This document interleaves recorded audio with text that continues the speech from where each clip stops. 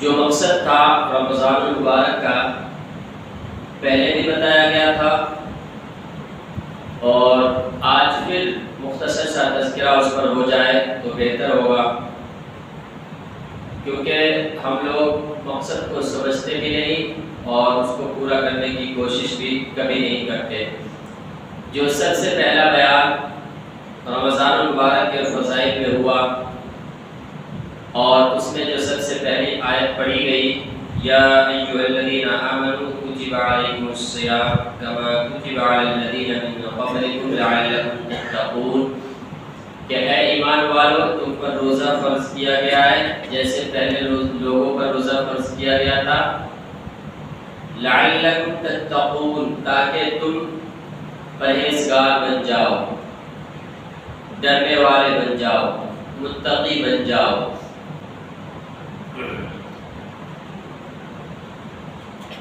رمضان المبارک کے ختم ہونے کے بعد ہم بالکل اس کا الٹا کر رہے ہیں۔ اللہ نے جو کہا لعلکم تتقون، تاکہ تم پرہیزگار بن جاؤ، تقوی والے بن جاؤ، اللہ سے ڈرنے والے بن جاؤ، تو اللہ سے ڈرنے کا کیا مطلب ہے؟ پرہیزگار بننے کا کیا مطلب ہے؟ اللہ کے حکم کو سرعام توڑا جائے، یہ اللہ سے ڈرنے کا حق، اور اس کو اس طرح ہم نے سمجھا، اور یہی آیت بتلاتی ہے، اور خاص یہ لفظ لعلکم تتقون یہ ہمیں بتاتا ہے کہ رمضان المبارک فقط اتنا ہی نہیں تھا کہ اس رمضان میں ہم روزہ رکھ لیں، تراویح پڑھ لیں، قرآن پڑھ لیں، ذکر و اذکار کر لیں، تہجد اور اشراق کی نمازیں پڑھ لیں، اور جیسے ہی رمضان ختم ہو ساری چیزیں بند، بالکل نہیں، بلکہ آیت کا یہ ٹکڑا بتاتا ہے کہ رمضان ہماری ٹریننگ کے لیے آیا تھا۔ پورا ایک مہینہ ہمیں اس عمل میں لا کر سکھایا گیا، عادت دلائی گئی کہ تمہاری زندگی اس طریقے پر گزرنی چاہیے تھی۔ طالب علم ہے، اپنے طالب علمی کے زمانے میں اسکول میں، مدرسوں میں 2 سال 4 سال 5 10 سال پڑھتے ہیں، تو اس کا کیا مطلب ہوتا ہے کہ پڑھنے کے بعد جب وہ مدرسے سے نکلے تو اب وہ تمام کتابوں سے آزاد، جب وہ اسکول سے ڈگری لے کر آیا تو اب وہ تمام چیزوں سے آزاد، اب اس کو کچھ کرنے کی ضرورت نہیں۔ انجینئر بن کے آیا، اب آؤ تم خوب کھاؤ خوب پیو، اب تمہیں کچھ کرنے کی ضرورت نہیں، یہ مطلب ہوتا ہے۔ مدرسے سے حافظ قرآن بن کے آیا تو کیا مطلب ہے کہ اس قرآن کریم کو آپ بند کر کے رکھ دو، آپ کو حافظ بن گئے، اب آپ کو پڑھنے کی ضرورت نہیں؟ بالکل نہیں، یہ مطلب اور یہ مقصد بالکل نہیں ہوتا۔ مقصد یہ ہوتا ہے کہ آپ کو مدرسے کی زندگی میں جو چیز پڑھایا گیا ہے، مدرسے کی زندگی میں جن چیزوں کی آپ کو ٹریننگ دی گئی ہے، وہ چیزیں آپ آگے کی زندگی میں کرو۔ قرآن کریم آپ کو یاد دلا دیا گیا، یاد کرا دیا گیا، اب آپ اپنی زندگی میں پڑھتے رہا کرو۔ نمازیں آپ کو سکھلا دی گئی، اب آپ مرتے دم تک نمازوں کی پابندی کرتے رہنا۔ تو یہ آیت تو یہی بتا رہی ہے، لعلکم تتقون، تم پر روزہ فرض کیا گیا ہے تاکہ جیسا کہ دوسرے لوگوں پر فرض کیا گیا تھا، تاکہ تم تقوی والے بن جاؤ، پرہیزگار بن جاؤ۔ تو رمضان کا ایک مہینہ تو ہمیں یہ سکھلانے کے لیے آیا تھا کہ رمضان میں جس طرح تم اللہ کے حکم کو پورا کرتے ہو، اللہ کا حکم آیا کہ صبح صادق ہونے کے بعد اب کھا نہیں سکتے، پی نہیں سکتے، اپنی جائز خواہشوں کو بھی پورا نہیں کر سکتے کیونکہ اللہ تعالیٰ نے منع کر دیا ہے، تو ہم نے اس کو فالو کیا اور ہم وہ کرتے رہے۔ رمضان المبارک میں ہمیں کہا گیا کہ 20 رکعت تراویح پڑھنی ہے، پڑھیں گے، تہجد پڑھنا ہے پڑھیں گے، اشراق پڑھنا ہے پڑھیں گے، لیکن جب ایک مہینے کی مسلسل ٹریننگ ہماری ہو گئی، اب ہم کہتے ہیں ہم تمام چیزوں سے آزاد۔ عید کے دن، عید کے بعد کا دن، خوشی اچھی چیز ہے، اللہ نے جب خوشی منانے کا دن بنایا ہے تو خوشی ہمیں منانا چاہیے، اگر ہم خوشی نہیں منائیں گے تو یہ غلط ہوگا، لیکن اس کا یہ مطلب قطع نہیں ہے کہ آپ عید کے دن اتنا کھاؤ، اتنا گھومو، اتنا سیر کرو، اتنا اللہ کے حکم کی نافرمانیاں کرو کہ ایک مہینے کی ٹریننگ ایک دن میں ہی پھیکی پڑ جائے۔ وہ سارے احساسات ہی ختم ہو جائیں۔ اب تک ہوتا کیا تھا کہ جب ہم ایک مہینے مسلسل رمضان کے روزے رکھتے تھے، تراویح پڑھا کرتے تھے، نماز پڑھا کرتے تھے، تو ان کا اثر ہماری زندگیوں میں ہوتا تھا۔ رمضان کے گزر جانے کے بعد جب ہمیں بھوک لگتی تھی تو ہم ڈرتے تھے کھانے میں، کہیں ہمارا روزہ تو نہیں ہے۔ پیاس لگتی تھی، منہ سوکھ رہا ہوتا تھا اور پانی پینے میں ڈر لگ رہا ہوتا تھا، کہیں ہم روزے سے تو نہیں ہے۔ لیکن ہم نے ایسا سسٹم بدلا ہے اور ہم نے ایسا طریقہ ایجاد کیا ہے کہ عید کے دن پیٹ بھرا ہو نہ بھرا ہو، پیاس لگی ہو نہ لگی ہو، اتنا کھاؤ، یہاں بھی کھاؤ، وہاں بھی کھاؤ، وہاں بھی کھاؤ، پورے محلے میں گھوم گھوم کے کھاتے کھاتے ایک ہی دن میں وہ ایک مہینے کے سارے اثر کو ختم کر کے رکھ دیتے ہیں۔ تو یہ مقصد بالکل نہیں تھا اس کا۔ مقصد تھا کہ آپ کو ایک مہینے جو کچھ سکھایا گیا ہے، رمضان میں آپ 20 رکعت تراویح پڑھ رہے تھے، عام دنوں میں تہجد صرف رمضان کے لیے تھا نہیں، وہ پورے زندگی کے لیے ہے کہ آپ کو جب موقع ملے اکثر پڑھیں۔ تہجد کے بہت سے فضائل حدیث میں ذکر کیے گئے، اشراق کے بہت سے فضائل جو سورج نکلنے کے 15-20 منٹ کے بعد پڑھتے ہیں، حج اور عمرہ مقبول ہے، عمرہ کے ثواب کے برابر اس کا ثواب ہے جو 2 رکعت پڑھ لے۔ تو وہ صرف رمضانوں کے لیے تھا نہیں، وہ پوری زندگی کے لیے تھا۔ اس کے علاوہ ایک اور بات تھوڑا مثالوں سے سمجھتے ہیں، بات زیادہ سمجھنا ہے یہ مثال سے۔ ایک آدمی ہے جو اپنے گھر بار دیکھ ریکھ کے لیے، گھر کی جو چھوٹی موٹی ضرورتیں ہوتی ہیں ان کو پورا کرنے کے لیے ایک مزدور رکھا ہوا ہے، ایک آدمی کو رکھا ہوا ہے کہ تمہیں مہینے میں 5,000 ملیں گے، تم ہمارے گھر کا چھوٹا موٹا کام کرتے رہا کرو۔ کبھی ایسا ہوا کہ مالک نے کہہ دیا کہ آج جو کام کچھ زیادہ ہو گیا ہے، تم گھر کی صفائی بھی کر لو، بلا بازار سے سامان بھی لے آؤ اور یہ کام بھی کر لو، تمہیں ہم ایکسٹرا پیسے دیں گے، روپیے دیں گے، 500 روپے تم آج کی محنت کے بدلے تمہیں مل جائے گا۔ وہ بڑی خوشی کر لیا، اسے 500 روپے بھی مل گئے۔ جیسے 500 روپے ملے، اب کل سے وہ ڈیوٹی آنا بند، ہمارا کام اب ختم۔ تو کیا وہ مالک ایسے آدمی کو پھر دوبارہ نوکری پہ رکھے گا؟ کیا جب مہینہ پورا ہوگا اس کو وہ 5,000 روپے دیں گے؟ رمضان میں نماز فرض تھا، کیا آج نماز فرض نہیں ہے؟ 5 وقت کی نماز میں بھی جو رمضانوں میں ہم 2 منزلوں کو بھر دیا کرتے تھے، 1.5 سے 2 سب ہونا مشکل ہو رہا ہے۔ میں ایک بات نہیں کئی مرتبہ کہہ دیا، اول ما یحاسب به اللہ کے رسول صلی اللہ علیہ وسلم کی حدیث ہے، نماز عبادات میں سب سے اہم، سب سے افضل، سب سے آگے ہے۔ قیامت کے دن سب سے پہلے اس کا سوال ہوگا، پوچھا جائے گا نماز تمہاری کیسی ہے، لاؤ دکھاؤ رجسٹر، ساری نمازیں تمہاری درست ہے نہیں ہے۔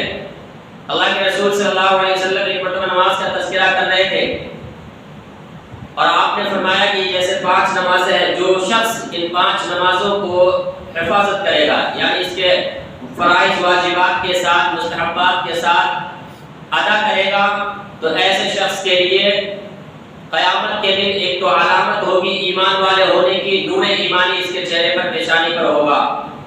نماز دلیل بنے گی اس شخص کے مسلمان ہونے کی، اور قیامت کے دن اس کے جنت کے فیصلے ہوں گے، نجات ان کو جہنم سے مل چکا ہوگا۔ اور جو شخص ان 5 نمازوں کی پابندی نہیں کرتا، نہ تو اس کے چہرے پر نور ایمانی ہوگا، نہ اس کو اپنا ایمان والا ہونے کو ثابت کرنے کے لیے کوئی دلیل ہوگی، اور جہنم کے قیامت کے دن اس کا حشر جو ہوگا فرعون، حامان، قارون کے ساتھ ہوگا، اور فرعون، حامان، قارون کہاں ہوں گے؟ جہنم میں، ان لوگوں کے ساتھ ان کو وہاں ڈال دیا جائے گا۔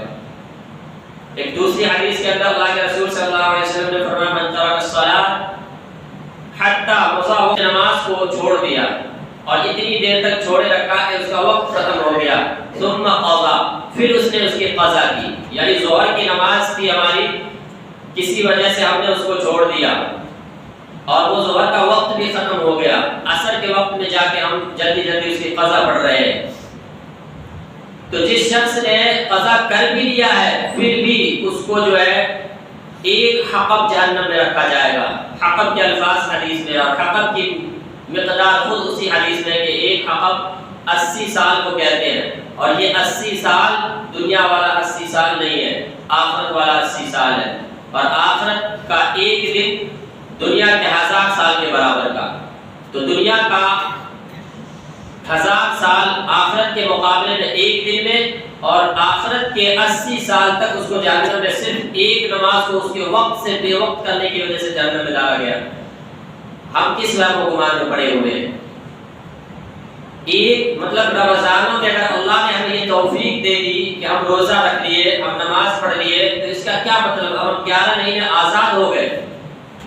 اللہ تعالیٰ نے عید کے دن یہ مغفرت کا اعلان کر دیا، جاؤ ہم نے تمہارے گناہوں کو معاف کر دیا ہے، تمہاری برائیوں کو اچھائیوں سے بدل دیا ہے۔ کیا اللہ نے یہ بھی کہا کہ تم اب زندگی بھر جو بھی کرو وہ تم سب معاف ہے، اور تمہارے لیے نمازیں معاف، اب جتنے صدقات و خیرات معاف، زکوٰۃ معاف، ساری چیزیں معاف ہو گئی ہماری، اب ہمیں نماز پڑھنے کی ضرورت نہیں رہی۔ اللہ کے گھر کو ہم ویران کر کے چلے گئے اور ہم سوچتے ہیں کہ ہمارا گھر آباد رہے گا۔ رزق کی تلاش میں، کاروبار کی تلاش میں ہم زندگیاں برباد کر دیتے ہیں۔ اللہ تعالیٰ نے وعدہ کیا ہے، ایک حدیث کے اندر ہے کہ جو شخص ان 5 نمازوں کی حفاظت کرتا ہے، اللہ تعالیٰ 5 طرح سے اس کا اکرام کرتے ہیں۔ ان میں سب سے پہلی چیز رزق کی تنگی ختم کر دیتے ہیں۔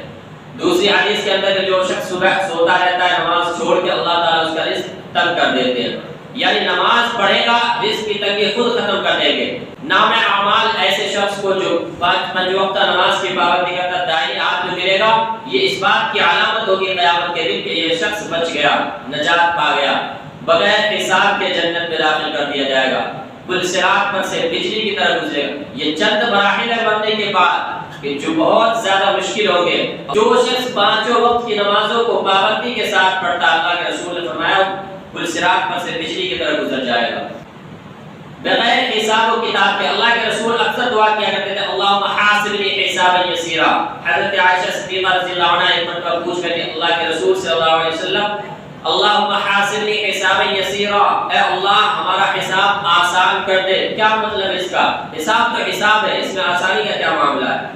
اللہ کے رسول نے فرمایا آسانی کا معاملہ یہ کہ اللہ تعالیٰ بس سر پہ نظر کر کے، سرسری نظر سے دیکھ کے اور نام اعمال کو بڑھا دے، اور اس کو کھول کھول کر چیک نہ کرے، اس نے پوچھے نہ کہ تم نے یہ کام کیوں کیا، تم خواہ چل کے یہاں سے دکان تک کیوں گئے تھے، تم جھیل پہ گھومنے کیوں گئے تھے، ہر بات میں سوال نہ ہو۔ اس کا مطلب یہ ہے اللہ حاسبنی حسابا یسیرا۔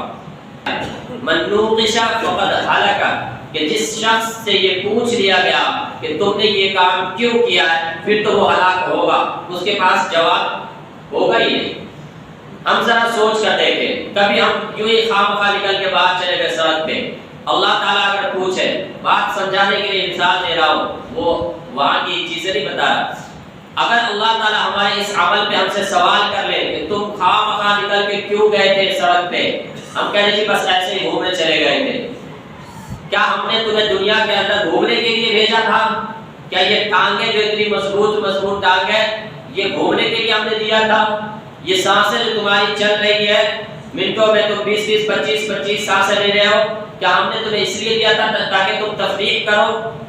کیا جواب دے؟ نہیں بن پائے گا۔ یہی من نوقش فقد ہلک کا یہی تو مطلب ہے کہ جس شخص سے یہ پوچھ لیا گیا کہ تم نے یہ کام کیوں کیا ہے، پھر وہ پھنسے گا، پھر بچنے کا کوئی راستہ نہیں ہوگا۔ تو یہ راستے ہمیں کہاں مل رہے ہیں؟ 5 وقت نماز کے ادا کرنے میں، حفاظت کرنے میں۔ اگر ہم اس کی حفاظت کریں گے، اللہ کے رسول کی حدیث میں اللہ تعالیٰ کو بغیر حساب کے جنت میں ڈالیں۔ حساب جب ہمارا ہوگا ہی نہیں، ہمارے رجسٹر کھولے ہی نہیں جائیں گے، تو ہم سے سوال کس بات کا کہ تم نے یہ کیوں کیا، تم نے وہ کیوں کیا، تم نے یہ کیوں نہیں کیا؟ سوال ہی نہیں ہے۔ اور جو شخص ان 5 نمازوں میں سستی کرے گا تو 15 طریقے سے اللہ تعالیٰ اس کو عذاب دیتے ہیں۔ 15 طریقے سے حدیث کے اندر، یہ حدیث فضائل اعمال میں مل جائے گی۔ ان میں سب سے پہلی چیز، زندگی سے برکت اٹھا لی جاتی ہے۔ برکت کیا چیز ہوتی ہے؟ زندگی اگرچہ آپ کی 100 سال کی کیوں نہ ہو، پیسے آپ کتنا ہی کیوں نہ اکٹھا کر لو، لیکن زندگی میں بے برکتی یہ ہے کہ آپ اس 100 سال میں بھی کچھ ڈھنگ کا کام نہ کر پائے، کوئی نیک عمل نہ کر پائے، حج کرنے کا موقع نہیں ملا، عمرہ کرنے کا موقع نہیں ملا، کسی مسجد کی تعمیر نہیں کر پائے، کسی غریب کی دیکھ بھال نہیں کر پائے، کسی یتیم کی کفالت نہیں کر پایا۔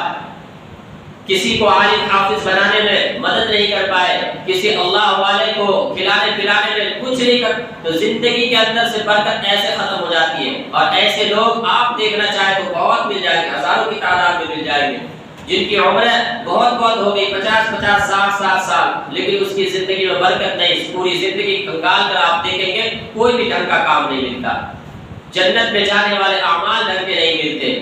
تو یہ ہوتی ہے زندگی کے اندر سے اللہ تعالیٰ برکت ختم کر دیتے ہیں، چہرے پر سے صالحین کا نور ختم کر دیتے ہیں، شکل دیکھ کے لگتا ہی نہیں یہ مسلمان کا بچہ ہے، تو یہ صالحین کا نور ختم، ایمان کی پہچان ختم، شریف شرافت بھی نہیں دکھتی اس میں۔ صالحین کسے کہتے ہیں؟ نیک لوگ، اچھے لوگ، تو اچھے لوگوں کی پہچان چہرے پر سے ختم کر دی جاتی ہے۔